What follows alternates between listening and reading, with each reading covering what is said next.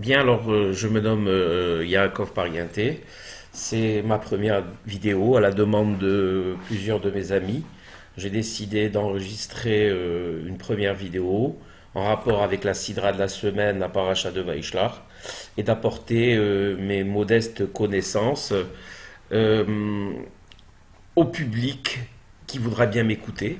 Alors bien sûr, ça s'adresse à mes frères de religion, mais également à toutes les religions, à tous ceux qui veulent bien euh, m'écouter. Voilà. Je vous demande d'être indulgent. C'est une première vidéo, j'ai pas l'habitude de parler devant une caméra. Et j'ai choisi le timing aujourd'hui pour un petit peu compenser un événement, malheureusement, qui vient s'ajouter à une longue liste d'événements qui s'est déroulé aujourd'hui à Beverly Hills, le saccage d'une synagogue. Les photos m'ont complètement retourné. La vue de ces séfarim par terre m'ont complètement traumatisé.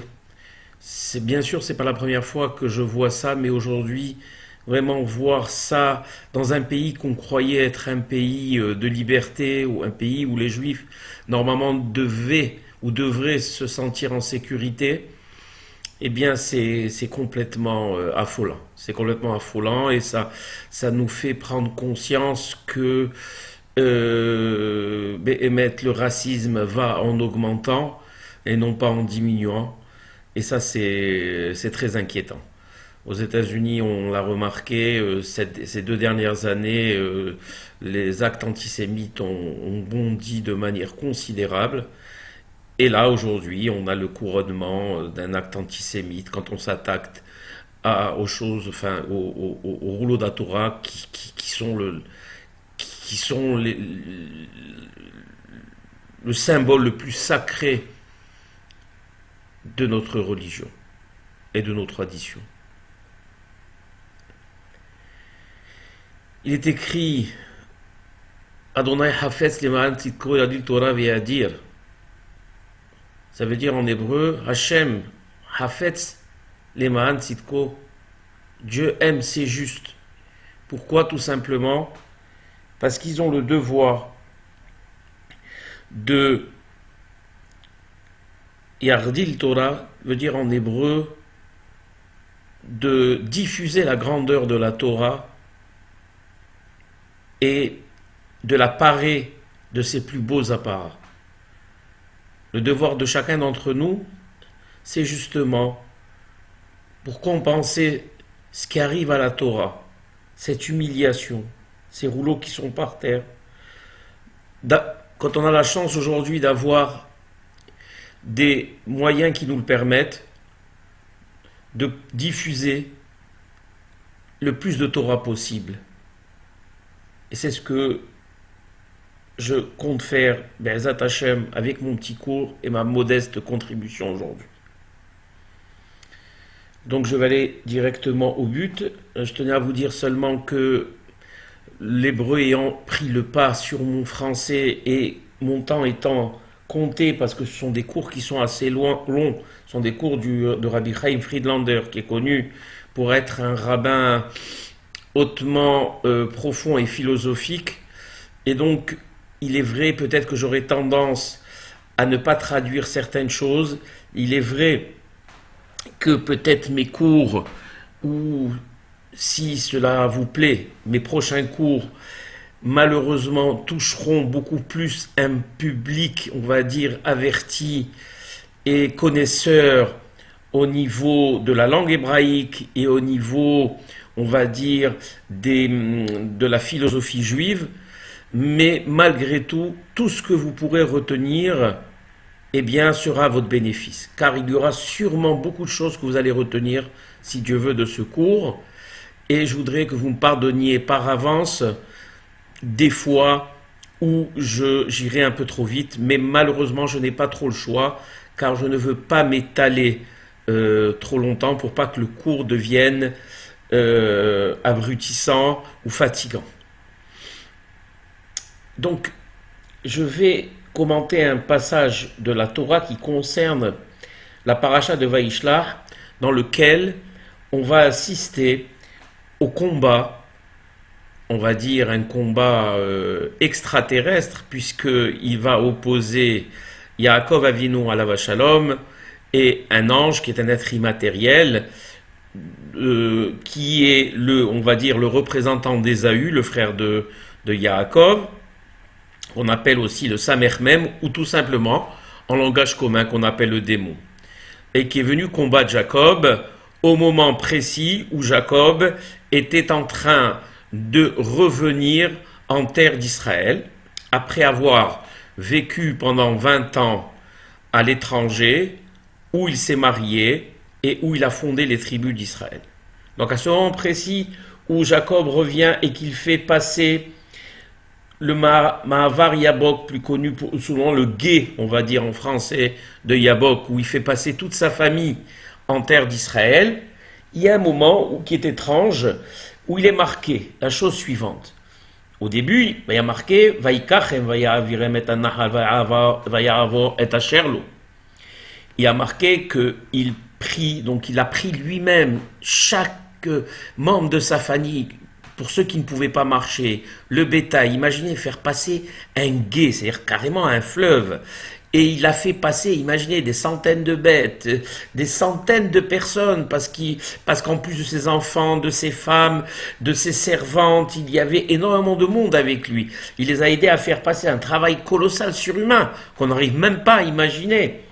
Une fois qu'il a terminé, qu'il a fait passer toutes les personnes et tous ses biens de l'autre côté, il est marqué Vaïvater Yaakov Levado, Vaï avec Isheimo Ad Halot Shahar, qui veut dire en français, Vaïvater Yaakov Levado, et Jacob se retrouva seul, Vaï avec Isheimo, et il fut confronté à un homme.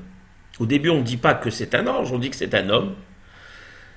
Et Ad Halot Shahar, donc cette confrontation a eu lieu jusqu'à l'aube, donc jusqu'au lever du jour.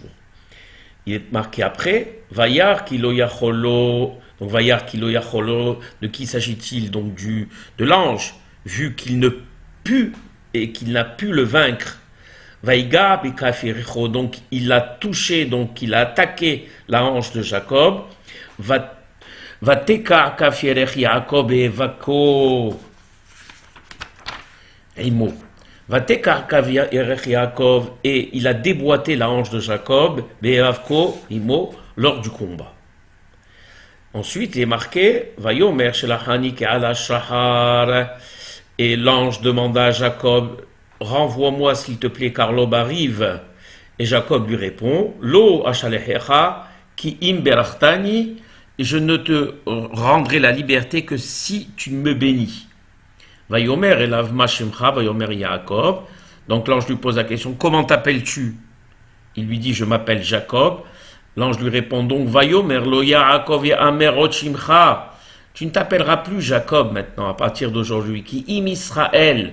Donc le nom d'Israël apparaît pour la première fois dans la Torah, le nom qui symbolise en même temps Jacob et en même temps sa descendance. Et pourquoi on t'appellera Israël? Qui sarita im Elohim v'imanashim vatuchal, car tu as pu vaincre, tu as été confronté avec des forces supérieures et tu les as vaincus. Bien. Ce qui va nous intéresser à nous dans ce commentaire, c'est l'étrangeté du passouk où il est marqué Vaïvater Yaakov Levado, et Jacob se retrouva seul, avec Ishimo Adal Shachar, et il fut confronté à un homme jusqu'au lever du jour. Comment se fait-il que Jacob s'est retrouvé seul? Il était avec toute sa famille, il était avec ses esclaves, il était avec son bétail, et donc on a vu qu'il a passé le Mahavar Yabok, et donc il s'est retrouvé de l'autre côté en terre d'Israël. L'explication est que Jacob est revenu sur ses pas, parce que nos sages nous disent quelque chose d'étrange. Ils nous disent qu'il est revenu tout simplement parce qu'il avait oublié des fioles. Et donc parce qu'il avait oublié des fioles, Jacob est revenu. Comme il est marqué aussi également, on nous explique, et s'il est revenu pour récupérer des fioles, cela démontre que Haviv, Aleem, pour les tzadikim, les biens sont plus importants que leur propre corps. Et ça, on n'arrive vraiment pas à comprendre comment un tzaddik peut dénigrer son corps au profit de ses biens, alors qu'on sait qu'un tzaddik, les biens matériels ne sont absolument pas importants, et qu'un corps est beaucoup plus important, parce qu'il lui sert à servir à Kadosh Baruch Hu. Et les biens, en deuxième position, on devrait venir. Et là, on nous dit non. La preuve, on a la preuve maintenant, puisque Jacob est revenu sur ses pas, que les biens sont importants pour le tzaddik, plus importants que son propre corps. Ça, c'est quelque chose d'incompréhensible. Bien. Alors, on va maintenant commenter le fameux midrash dont je vous ai parlé, une fois que j'ai introduit ce que j'avais à dire. Et ce fameux midrash, il dit la chose suivante. On part donc du pasuk que je viens de traduire. Vaïvater Yaakov levado, vaï avec ish imo. Jacob se retrouva seul et il fut confronté à un homme. Il dit, la première explication que ramène Rabbi Chaim Friedlander, c'est de dire, de là nous apprenons qu'une personne, quand elle se retrouve seule, eh bien, automatiquement et généralement, elle est en danger parce qu'elle est en minorité. Et de là, on apprend une halakha et un din, qu'un Talmid Chacham ne doit jamais rester seul parce qu'il risque justement d'être attaqué ou d'être confronté à des forces maléfiques et à des forces ennemies. Ça, c'est la première constatation et la première halakha. Donc de là, on apprend que le mot levado, qui veut dire seul, est la symbolique, est le symbole de la faiblesse et de la minorité. Voilà. Donc c'est on va dire, un adjectif qui n'est pas, on va dire, très flatteur. Par contre, en même temps, les Chachamim nous disent que levado est un adjectif qui peut être également extrêmement flatteur, extrêmement revalorisant. Et on l'apprend de cela dans le terme qui concerne un pasouk, qui est ramené du Sefer Devarim, où il est marqué En Kael Yeshurun, qui veut dire textuellement il n'y a pas de Dieu comme le Dieu, notre Dieu à nous, le Dieu de droiture. Et en même temps, la façon dont le pasouk est présenté nous laisse penser que ce n'est pas seulement une affirmation, mais qu'éventuellement on pourrait poser en même temps la question. Et le Midrash ramène au nom de Rabbi Simon et il dit Amar Rabbi Simon En Kael. C'est-à-dire qu'il n'y a pas comme notre Dieu. Il n'y a pas. Si tu dis qu'il n'y a pas comme notre Dieu, et tu dis pas Mikael, tu dis N-K-L, c'est pas la même chose de dire Mikael. Mikael, c'est une affirmation. N-K-L, ça pourrait sous-entendre qu'éventuellement, il y aurait quelqu'un qu'on pourrait qualifier également des mêmes qualificatifs. Et le Midrash répond Yeshurun, qui veut dire en même temps droit et en même temps le qualificatif de Jacob, qu'on appelait Yeshurun, Israël Saba, donc Israël, notre Père. Donc ici déjà, on voit, on rapproche encore plus Akadosh Baruch Hu de Jacob au niveau de ses qualificatifs, et dans la continuation de ce Midrash où il est marqué Venisgav Hashem Levado, pour Akadosh Baruch Hu, on dit Venisgav Hashem Levado. Vous avez eu le terme Levado, on le reprend encore. Venisgav Hashem Levado, et Akadosh Baruch Hu est un être sublime, exclusivement sublime. Nisgav Levado. Et Yaakov, il est marqué également Vaïvater Yaakov Levado. Dans le passage que je vous ai traduit tout à l'heure et commenté, il y a marqué aussi également Vaïvater Yaakov Levado. De là, les sages nous apprennent qu'il y a un point commun qui viachol entre un qualificatif qui concerne Akadosh Baruch Hu en termes levado, qui veut dire exclusif, qui veut dire inégalable, qui veut dire qu'il est impensable que quelconque être puisse arriver à lui ressembler, avec le levado qui concerne Jacob, qui également s'est retrouvé seul levado. Et parce qu'on a utilisé le même terme pour Akadosh Baruch Hu, et parce qu'on a utilisé le même terme pour Jacob, alors on appelle ça une zerachava, dans les termes pour commenter la Torah, de la façon dont on commente la Torah. C'est une des règles avec laquelle on commente la Torah. Et donc de là, on apprend que même, et on peut, oui, éventuellement, entre guillemets, donner les mêmes qualificatifs. Et ça, c'est quelque chose d'étrange. C'est pas parce que moi, j'ai, dans une phrase par hasard ou un passou, quel autre terme j'aurais pu utiliser pour dire que Jacob était tout seul? Vaïvater Yaakov. Qu'est-ce que j'aurais pu dire?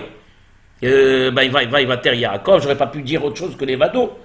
Et je dis à Kadosh Baruch Hu, Benizgav Hashem Levado, c'est pas parce que j'utilise un même adjectif dans des circonstances qui m'obligent à l'utiliser que ça veut dire que ils sont semblables. Eh bien, la Torah dit que oui. Par justement cette façon, l'hydroche et la Torah qu'on appelle la Xera Shava, les Hachamim tirent un enseignement, ils disent oui, qu'on peut, grâce à deux adjectifs similaires, rapprocher deux entités et leur trouver des points communs. Et ça, ce qui est étonnant et ce qui est difficile à comprendre, c'est que ces deux entités diamétralement opposées, une entité qui est de feu, qui est immatérielle, qui est sublime, qui est Akadosh Baruch Hu, et une entité, certes, sadique, juste, mais qui est de chair et de sang. Comment on peut trouver des points communs entre deux entités complètement antagonistes? Pour cela, on va d'abord définir ce que veut dire le terme Levado pour Akadosh Baruch Hu, et on va devoir définir ce que veut dire le terme Levado pour Jacob. Et en les définissant, on va comprendre qu'effectivement et profondément, il y a des points communs. Pour Akadosh Baruch Hu, on dit V'nizgav Hashem Levado, ça veut dire quoi? Que Dieu est sublime de manière exclusive. C'est-à-dire qu'Akadosh Baruch Hu, et ça, je ne vais pas vous l'apprendre, est un être à part, inégalable. Aucune force ne peut lui être comparée. Il est le créateur de l'univers, tout dépend de lui, et tout ce qui a été créé par lui dans cet univers depuis la création et jusqu'à la fin des temps, écoutez bien, n'a été créé que pour dévoiler sa gloire et sa grandeur. Chaque être, chaque plante, chaque minéral, chaque végétal, chaque animal, chaque astre, chaque habitant de l'océan et chaque être sur Terre, chaque être humain, chaque action, chaque chose qui se déroule depuis la création du monde, d'Adam Arishon jusqu'à la venue du Mashiach. Dans chaque action, le but est, ne serait-ce que dans chaque existence, simplement, le but est le dévoilement au travers de ces existences de la grandeur et de la gloire d'Akadosh Baruch Hu. Et on aurait pu penser qu'avec la création du mal, le mal existe, et le choix qu'on laisse à une personne entre choisir le bien ou le mal, choisir le bien, ça veut dire aller dans le sens d'Akadosh Baruch Hu, et choisir le mal, ça veut dire, entre guillemets, aller à l'encontre ou se révolter contre Akadosh Baruch Hu, aurait pu provoquer des périodes où on choisit le mal au non-dévoilement de la toute-puissance et de la grandeur d'Akadosh Baruch Hu. C'est dans notre esprit comme ça qu'on voit les choses. Où on pense que le mal est une force contraire, et donc à chaque fois que le mal sera utilisé par l'homme, eh bien il n'y aura pas de possibilité du dévoilement de la toute-puissance et de la grandeur d'Akadosh Baruch Hu. Ici le Rabbi Friedlander nous dit, à l'instar de tous nos philosophes à nous juifs, et tous nos grands, Rabbi Léo Dessler en tête, et tous ces grands hachamim, le Ramchal, le maître des maîtres, nous dit que dans le futur, il est évident bien sûr, et on le sait, que le bien contribue à faire ressurgir et reflète et à faire dévoiler la grandeur d'Akadosh Baruch Hu. Mais que le mal également, bien que ça nous étonne, sert aussi également au dévoilement de la toute-puissance et de la grandeur d'Akadosh Baruch Hu. Aujourd'hui, on ne pourra pas le voir parce qu'on vit dans un monde de I'lem. Le mot Olam veut dire en même temps I'lem, ou Kivyachol Akadosh Baruch Hu est masqué, qu'on ne le voit pas. Et il y a beaucoup de choses qu'on n'arrive pas à comprendre. Mais dans les temps futurs, on nous expliquera que même les actions qu'on croyait justement qui allaient empêcher justement le dévoilement d'Akadosh Baruch Hu ont servi également à son dévoilement. Ça, c'est quelque chose qui est difficile à comprendre, mais vous allez voir que par la suite, et les exemples que je vais donner vont vous aider à y voir plus clair. Et alors, dans ce monde, comment Akadosh Baruch Hu dévoile sa grandeur et sa magnificence et sa toute-puissance? De deux manières. La première manière, c'est en punissant les impies, parce qu'en punissant les impies, il démontre non seulement son iniquité, sa toute-puissance, et ses attributs de justice. Bien sûr, un impie, quand il est puni, alors on reconnaît la justice divine. Mais ce qui est étonnant, c'est que les Hachamim nous disent, au travers de Masechet Yeruvim, où il est écrit quelque chose d'étonnant, Keshem, Shekiluso Shel HaKadosh Baruch Hu, Olelo Migan Eden, Mipi Atzadikim Kach, Beotamida, Ole Migehinam, Mipi Ashaim. De la même manière qu'il est bien évident que les louanges sur Akadosh Baruch Hu montent à partir du paradis, ils montent également à partir de l'enfer vers Akadosh Baruch Hu. Les impies qui sont punis en enfer louent également Akadosh Baruch Hu, et ils pleurent tellement, il dit le Midra, il dit le Talmud, que leurs pleurs refroidissent, c'est-à-dire d'une certaine manière, leur expiation leur permet de moins souffrir parce que leurs pleurs, les larmes refroidissent un petit peu le feu de l'enfer. Et justement, et quelles sont ces louanges? Donc qu'est-ce que disent ces impies? On l'a vu pour Korah également. Qu'est-ce que disent ces impies? Amar Rabbi Yochanan nous dit que les impies disent à Kadosh Baruch Hu, Yafé Amarta, tout ce que tu as dit était juste et beau. Yafé Danta, ta justice est juste. Tu as bien jugé. Yafé Tiarta, tu as bien purifié. Yafé Timeta, tu as bien impurifié. C'est-à-dire que ce que tu as autorisé comme étant pur est juste, ce que tu as autorisé comme étant impur est juste, etc., etc. C'est-à-dire que ils admettent ces Réchaïm qu'ils ont fauté de manière claire et que les préceptes qu'ils ont enfreints d'Akadosh Baruch Hu étaient au départ justes et qu'ils n'avaient pas à les enfreindre.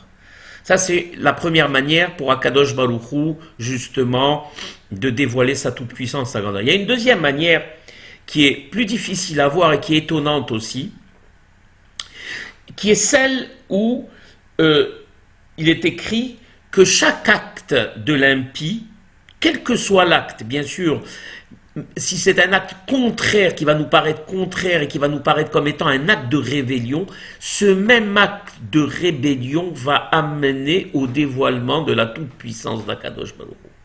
Nous, on serait enclin à penser qu'un acte de rébellion ferait blocage ou empêcherait Hazve Halila Akadosh Baruch Hu de dévoiler sa magnificence et sa toute-puissance. Mais les Hachamim viennent nous expliquer qu'au contraire, ce même acte et l'énergie dégagée par ce même acte va être utilisée par Akadosh Baruch Hu, pas d'un acte différent, pas d'un acte supplémentaire que va amener Akadosh Baruch Hu pour contrer ce premier acte. Non, ce même acte va être utilisé pour dévoiler la toute-puissance et la magnificence d'Akadosh Baruch Hu. Et quels sont les exemples qu'on peut ramener? On peut ramener bien sûr l'exemple de Pharaon, où ce petit être pensait en disant non et en s'entêtant, en ne laissant pas sortir le peuple juif. On aurait pu penser, il est fort Pharaon, finalement, il arrive à tenir tête à Akadosh Baruch Hu, finalement, Hazve Hadia, et c'est ce qu'ont pensé les Égyptiens eux-mêmes. Finalement, on arrive à tenir tête à Akadosh Baruch Hu, finalement, il y a d'autres divinités, donc on peut tenir tête à Akadosh Baruch Hu. Mais ce même entêtement, ces mêmes refus, qui ont été jour après jour jetés à la face de Moshe et de Aaron, ont été à l'origine des 10 plaies, dont la conséquence a été le dévoilement de la toute-puissance incontestable d'Akadosh Baruch Hu sur terre, dans les cieux, dans les océans, etc., etc., etc. Donc on voit que ce qu'on pensait comme étant quelque chose qui allait empêcher Akadosh Baruch Hu Haz V'Haïla d'agir, a été utilisé par Akadosh Baruch Hu justement pour agir de manière éclatante. Un deuxième exemple, on a l'exemple de Haman, où on pensait que tous ses stratagèmes, que toute son organisation infâme avec Assuérus pour Haz V'Halila exterminer la race juive à l'époque des Perses, et le couronnement de tout, organiser le pendaison de Mordechai, ce même arbre qu'avait désigné Haman, sur lequel on devait pendre Mordechai, c'est sur ce même arbre que Haman a été pendu et que tous ses desseins ont été anéantis. C'est pas un autre arbre. Haman n'est pas mort soufflé par une maladie quelconque ou n'est pas mort pendant un affrontement avec contre Mordechai avec une épée ou pendant une guerre. Non, c'est ce même arbre qu'on pensait comme étant être une arme infaillible, que Haman pensait comme étant être une arme infaillible, qui lui-même a signé sa fin, sa propre fin. La Megillah, Be'ezat Hashem, on aura l'occasion, si Dieu veut, si je suis amené à donner d'autres cours, à expliquer ce passage de la Megillah qui relate exactement cette partie où l'arbre vraiment a été la cause de sa perte. Ce propre arbre a été la cause de sa perte. Donc, pour revenir, on va citer quelque chose, un texte du Maharal de Prague qui dit, dans le Derech HaChaim, qui dit, il part à partir de la Mishnah, il dit Kol ma shebara Kadosh Baruch Hu be'olamo, tout ce qu'a créé Kadosh Baruch Hu dans son monde, lo bara ela lichvodo, il ne l'a créé que pour son honneur. Et alors il faut bien comprendre que, et là je voudrais être clair, parce que j'ai oublié de l'être au début du cours, que tous les adjectifs qu'on va attribuer à Kadosh Baruch Hu ne sont pas des adjectifs qu'on peut justement, qui définissent Haz V'Halila Akadosh Baruch Hu. Akadosh Baruch Hu est un être infini, et un adjectif est un mot, quelque chose de fini. Et quelque chose de fini ne peut pas définir un être infini. Seulement les Hachamim utilisent des adjectifs qui nous sont communs, qui nous sont compréhensibles à nous, pour pouvoir, si vous voulez, nous faire appréhender quelque peu, de manière misérable, l'être suprême qui est Akadosh Baruch Hu, pour le rendre un peu plus accessible. Quand j'ai parlé tout à l'heure de l'évado, de seul, de sublime, quand je parle ici maintenant de l'irvodo, du kavod, il ne faut pas Haz V'Halila comparer le kavod qu'on va attribuer à un homme sur terre au kavod qu'on attribue à Akadosh Baruch Hu. Ce sont deux choses qui n'ont absolument rien à voir. Mais pour nous permettre à nous d'appréhender le mot kavod par rapport à l'être suprême qui est Akadosh Baruch Hu, alors les Hachamim utilisent des adjectifs, on va le voir dans la Torah, où on utilise le mot Haron Af, qui veut dire colère, Kin'a, qui est Hashem El-Kana, un Dieu jaloux. Tout ça, Haz V'Halila, ne sont pas des termes qui définissent Haz V'Halila Akadosh Baruch Hu. Même les noms, Yudke, Vavke, Lokim, sont des noms qui nous permettent d'appréhender la manière qu'a Akadosh Baruch Hu de diriger son monde, mais ils ne sont pas Haz V'Halila Akadosh Baruch Hu. Akadosh Baruch Hu est indéfinissable. On ne peut pas Haz V'Halila le cadrer avec des mots définis, mais c'est juste pour qu'on ait une idée qu'on puisse comprendre et appréhender cet être suprême au travers des explications qu'on va donner, que les Hachamim ont bien voulu, avec des pincettes bien sûr, donner des qualificatifs humains pour nous expliquer cela. Et donc quand on dit ici que tout ce qu'a créé Akadosh Baruch Hu dans ce monde, il a créé pour son kavod, on ne parle pas du kavod tel qu'on l'entend nous, kavod qu'on fait à quelqu'un, l'honneur qu'on apporte à quelqu'un. Non, le kavod veut dire, on va dire, le kavod, le dévoilement de sa gloire et de sa toute-puissance. Donc, ce qu'elle dit ici, la Mishnah, Kol ma sheba Kadosh Baruch Hu, tout ce qu'Akadosh Baruch Hu a créé dans son monde, il n'a pas créé pour servir l'homme. Bien sûr, de facto, il sert l'homme, il aide l'homme. Mais en même temps, c'est que quand on va contempler cette chose, au travers de cette chose, va se refléter la toute-puissance et la grandeur d'Akadosh Baruch Hu. Dans un astre, dans un événement naturel, dans une action, je sais pas, même tout simplement dans le fait, dans la pérennité du Ham Israël, qui est un peuple qui a traversé tous ces orages et qui existe toujours Baruch Hashem et qui est là.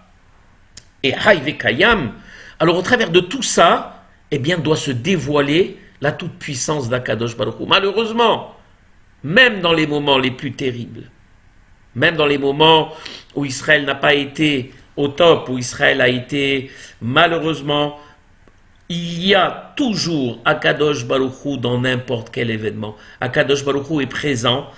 Il est bien sûr des fois de manière voilée, il détourne sa face, mais il est toujours là. D'accord? Donc quand on dit que Akadosh Baruch Hu, tout ce qu'il a créé dans ce monde, il a créé pour son kavod, ça veut dire que rien dans ce monde n'a été créé pour rien. Il n'y a pas un être dans ce monde, quel qu'il soit, que ça parte de la bactérie jusqu'à l'astre le plus grand, qui n'a pas été créé avec un sens. Il y avait un sens derrière ça, qui est le dévoilement de la toute-puissance et de la gloire d'Akadosh Baruch Hu. Chez Neymar, comme il est dit, Kol hanikra bishmi velichvodi berativ veomer Hashem imloch le'olam.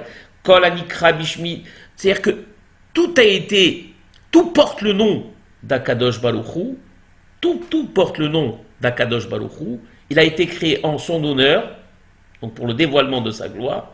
Et il y a marqué après, à la fin, Veomer, dans la truc, Hashem imloch le'olam vaed, Hashem régnera pour l'éternité.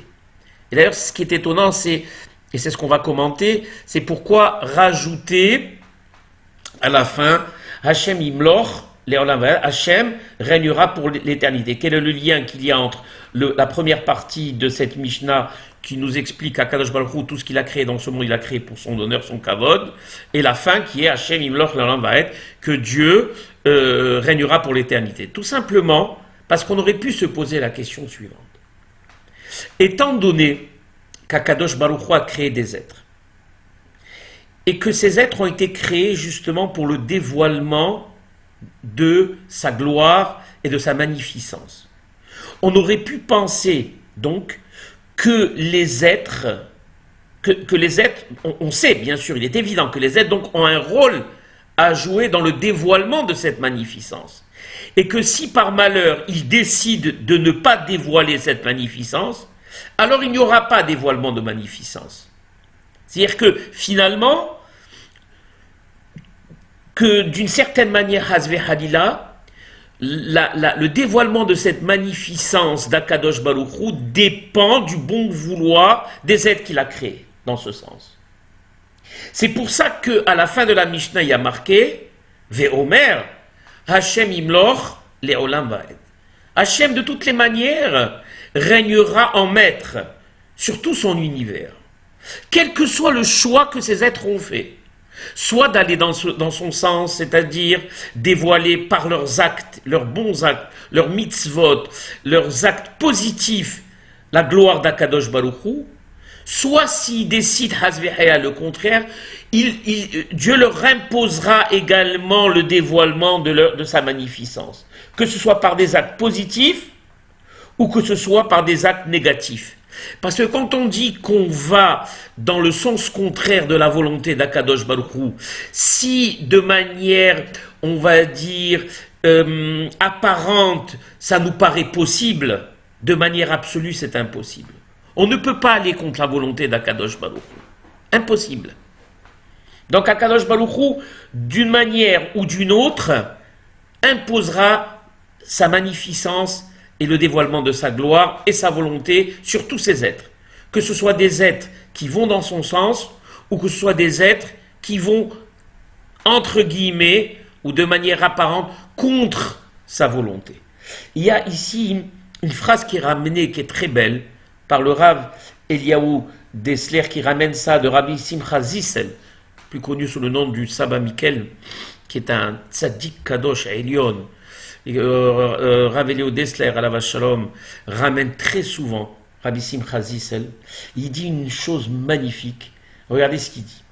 Il dit Retzon Hashem uchvodo yetse la po'al al kol panim o al yedeh ha'adam.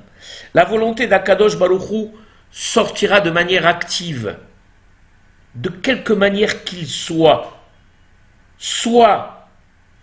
par l'entremise de l'homme, c'est-à-dire par sa bonne volonté, si l'homme va dans le sens d'Akadosh Baruch Hu de manière active, et par ses bonnes actions, O al gabe ha'adam. Regardez, il y a deux termes qui sont utilisés. O al yedeh ha'adam, soit de manière active, de manière, on va dire, positive, par l'homme qui s'associe à Kadosh Baruch Hu dans l'action, ou bien al gabe ha'adam, c'est-à-dire de force, c'est-à-dire que l'homme subira l'obligation de dévoiler aux dépens, en un mot, al-Gabé Adam veut dire aux dépens de l'homme, soit avec l'homme, soit aux dépens de l'homme. Mais en conclusion, la volonté d'Akadosh Baruch Hu s'affirmera d'une manière ou d'une autre. Donc l'homme a le choix soit d'être actif, soit d'être passif. Quand il sera actif, eh bien, il sera associé justement au dévoilement de la grandeur et il sera associé, comme disent les Hachamim, à la création de ce monde. Soit de manière passive, il subira le courroux d'Akadosh Baruch Hu et il n'empêchera pas le dévoilement de sa toute-puissance. Donc, on va s'arrêter déjà là. On a expliqué donc la première partie de ce midrash du côté, on va dire, d'Akadosh Baruch Hu, c'est-à-dire celle qui vient nous expliquer le terme levado, que veut dire levado, que veut dire seul, que veut dire exclusif, que veut dire unique, que veut dire ce terme exactement pour Akadosh Baruch Hu. Alors on l'a expliqué, je pense, de toutes les manières possibles. Pour les résumer, on retiendra seulement que Hakadosh Baruch Hu est seul maître dans son monde et que tout l'univers et tous les êtres qu'il a créés ne l'ont été que pour dévoiler sa grandeur et sa toute-puissance. Vient l'homme qui est un être à part, à la différence de tous les autres êtres, parce que c'est un être qui pense, et c'est un être qui a le libre arbitre, donc qui a le droit de choisir entre le bien et le mal. Et on aurait pu penser que parce que, éventuellement, il choisirait le mal, il empêcherait le dévoilement de cette toute-puissance. On se rend compte qu'Akadosh Baruch Hu, de toutes les manières qu'il soit de manière positive, par des actions positives qui sont les mitzvot, qui sont le travail des justes sur cette terre, amène le dévoilement de cette gloire et de cette toute puissance divine, soit à contrario par le travail des impies qui peuvent nous laisser penser, qui contrecarrent à ce dévoilement de cette magnificence, et on nous explique qu'il n'en est rien, et que d'une manière ou d'une autre, Akadosh Baruch Hu est levado, donc il est seul maître à bord, et il règne seul dans ce monde. Donc voilà, ça c'est la première partie de ce Midrash. Je commenterai Be'ezat Hashem la deuxième partie du Midrash, et là ça va concerner Yaakov Avinu, à qui on a qualifié lui aussi de Levado.